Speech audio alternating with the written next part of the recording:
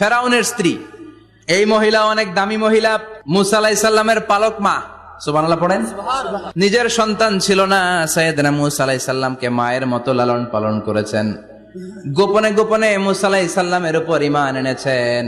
গোপনে গোপনে রাত্রিবেলা তাহাজ্জুদ পড়ে চোখের পানি ছেড়ে চাইতেন কার কাছে?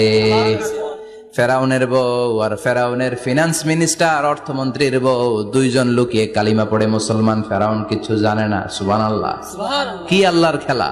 ফেরাউন লক্ষ লক্ষ বনি ইসরাইলের ছোট্ট বাচ্চাকে জবাই করেছে একটা বাচ্চাকে ঠেকানোর জন্য। নাম কি? মুসা। আর ফেরাউনের ঘরে আল্লাহ মুসাকে বড় করলেন। কোন সুবহানাল্লাহ। লুকিয়ে লুকিয়ে ঈমান আনলো।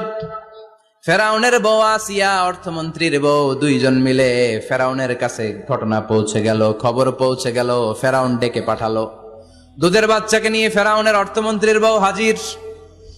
কুখ্যাত সন্ত্রাসী ফেরাউনের নিজের বউ আসিয়াও হাজির। ফেরাউন বলে, এক আল্লাহর উপর কুফরির ঘোষণা দে, আল্লাহকে বলে যা, আমার পায়ের সামনে সেজদা দে, আমি মাফ করে দেব। আসিয়ার এক কথা, জীবন যাবে কিন্তু ঈমান যাবে।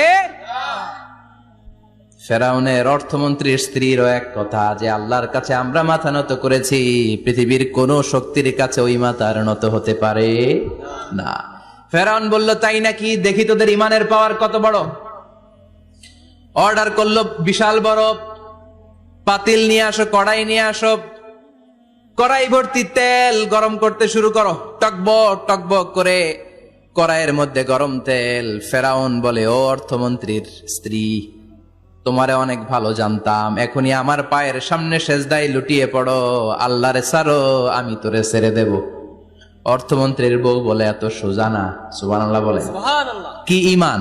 ঈমানের পথে অবিচল থেকে আমার মরণ যেন হয়, তোমারই কাছে মিনতি আমার, তোমারই কাছে মিনতি আমার, মহামহিম দয়াময়, ঈমানের পথে অবিচল থেকে আমার মরণ যেন হয়। পড়েন আমিন। আবার পড়েন আমিন। এক কথা, আল্লাহর সামনে মাথা নত করেছি, কারো সামনে করব না। ফেরাউন অর্ডার দিল, এই মহিলার দুধের বাচ্চাটারে টান দিয়ে আন, টকবক তেলের মধ্যে, কড়াইয়ের মধ্যে গরম তেলের মধ্যে ছেড়ে দে। মায়ের চোখের সামনে দুধের বাচ্চাকে গরম তেলের মধ্যে ছাড়ে। হিসাবটা কি সহজ নাকি?